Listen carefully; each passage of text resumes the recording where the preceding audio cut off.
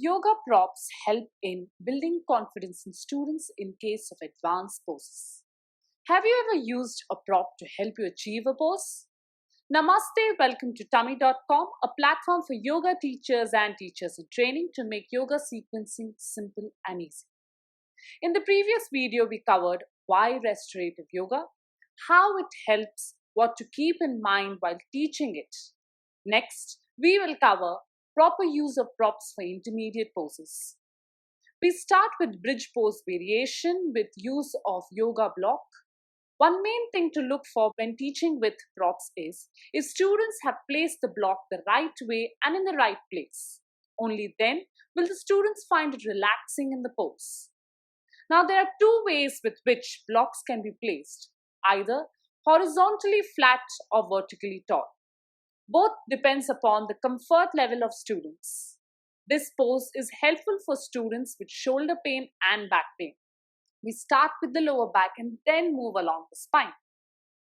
After holding it for a good 5 minutes, releasing Setubandha Sarvangasana, we head to Matsyasana with two blocks.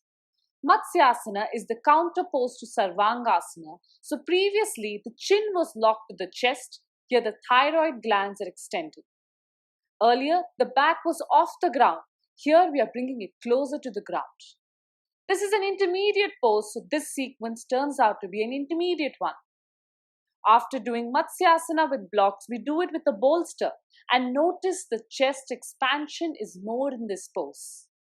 It benefits the same way as the previous pose, better circulation and better breathing. Both the poses are helpful for students recovering from spine injury. Next, we will go even deep into the practice. Releasing Matsyasana, we come into Dandasana, a transition pose, and then sit in Virasana. You can pause this video, check out Virasana, so you understand what we are saying. From Virasana, with support of the bolster, ask the students to go into Supta Salamba Virasana variation. The interlocked extended arms help in expanding the chest. There is a deep stretch given to the lower back muscles and thighs. The bolster helps in holding the pose longer. This pose is helpful for students with a weak core, for students who want to build their endurance, and this is the peak pose of this sequence. Releasing the pose, the student sits in Dandasana and then does Viparita Karani bolster with support of wall. When entering and exiting poses which have use of props, students shouldn't feel any kind of pain. If so, they aren't aligning the props and their body the right way. Viparita Karani helps in good blood circulation, helps in better heart functioning, which further helps in proper functioning of the organs. The student here can relax for good 5 to 10 minutes. They have the wall for the legs to be supported, the bolster to avoid any curling of the back. The difference between poses 7 to 9 and poses 10 to 11 is active use of the lower body. Poses 7 to 9 have no active engagement of the lower body, while poses 10 to 11, the lower body is active. Understand these subtle points on why each pose comes after the other, helping you in sequencing. So we have gently activated our upper body, allowed flow of energy to different parts of the body and worked upon breath awareness. Now we have to slowly allow students to relax, starting with supported Ardha Bhekasana. It's like sleeping on bed, so the students' neck, arms, legs should all be comfortable. After getting into the pose, let them not move too much. Instead, connect with their body and feel their body relaxing. This is followed by Salamba Bharadwajasana. This is a side bend with students relaxing on their knees. So if students find it difficult to relax in this pose, let them be in Ardha Bhekasana itself. Choose one side of the body to relax in.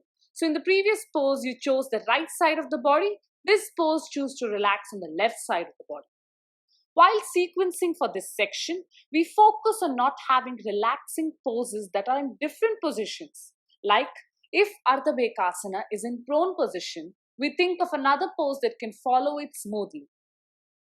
From Ardha Bhekasana, we gently twist it into Salamba Bharadwajasana, and then we come onto the knees to do Balasana variation with blocks.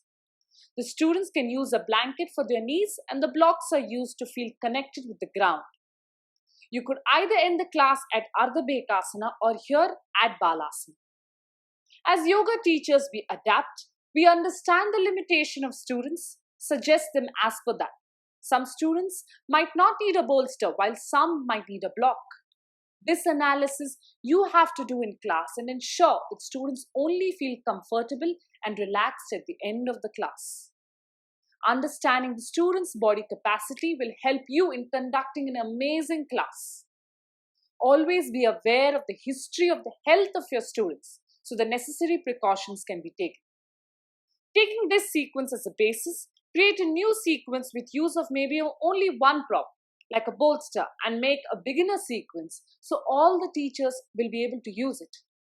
Add it to the comment section below and help your fellow teachers in sequence building.